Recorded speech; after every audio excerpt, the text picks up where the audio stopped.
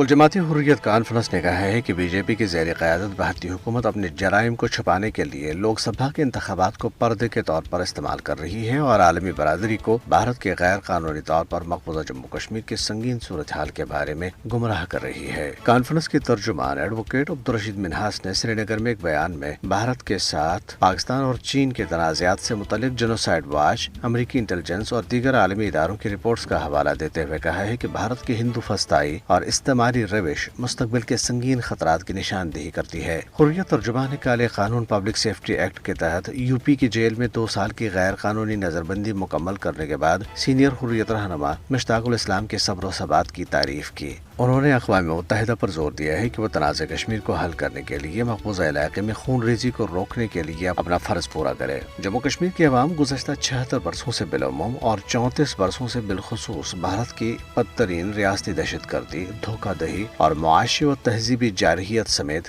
ہر طرح کا ظلم و جبر سہتے چلے آ رہے ہیں۔ ان کا ایسا کیا قصور ہے کہ انہیں اتنے طویل عرصے سے بلا تعطل بدترین مظالم کا نشانہ بنایا جا رہا ہے؟ کے ایم ایس نے اس بارے میں اپنے ایک رپورٹ میں کہا ہے کہ کشمیری بنیادی طور پر بھارت سے اس کے ان وعدوں پر عمل درآمد کا مطالبہ کر رہے ہیں جو اس کے بانیان نے اقوام کی برادری میں تحریری طور پر کیے تھے کہ جموں کشمیر کے قضیے کو استصواب رائے کی بنیاد پر حل کیا جائے گا۔ بس یہ پرامن اور سیاسی نوعیت کا مطالبہ ہے جسے جرم، ملک سے خود ساختہ بغاوت اور دہشت گردی سے تعبیر کرتے ہوئے بھارت 10 لاکھ فوج اور فورسز کے ذریعے کشمیریوں کو اجتماعی سزا دے رہا ہے۔ رپورٹ میں کہا گیا ہے کہ اقوام متحدہ کی قراردادوں، عالمی قوانین و ضوابط، انسانی و اخلاقی اقدار اور خود اپنے آئین و قانون اور بانیان کے وعدوں کی خلاف ورزی کرنے والا بھارت منصف بنا بیٹھا ہے۔ رپورٹ میں سوال کیا گیا ہے کہ اس سے بڑا المیہ اور ناانصافی اور کیا ہو سکتی ہے؟ کل جماعتی حریت کانفرنس آزاد جموں کشمیر شاخ نے مظلوم فلسطینیوں کے خلاف اسرائیلی جارحیت کی شدید مذمت کرتے ہوئے کہا ہے کہ کشمیریوں اور فلسطینیوں کو غاصب قوتوں سے اپنے مادر وطن کی آزادی تک مزاحمت کا حق حاصل ہے۔ شاخ کے کنوینر محمود احمد ساگر نے ایک بیان میں کہا ہے کہ کشمیر و فلسطین میں آبادی کے تناسب کو بگاڑنے کے غیر قانونی اقدامات پر عالمی برادری کی خاموشی سے بھارت اور اسرائیل کی حوصلہ افزائی ہو رہی ہے، چنانچہ ان دونوں غاصب قوتوں کے جنگی جرائم اور نسل کشی کے اقدامات کو بے نقاب کرنے کے لیے بین الاقوامی سطح پر مہم شروع کی جانی چاہیے۔ Jammu Kashmir civil society forum کے چیئرمین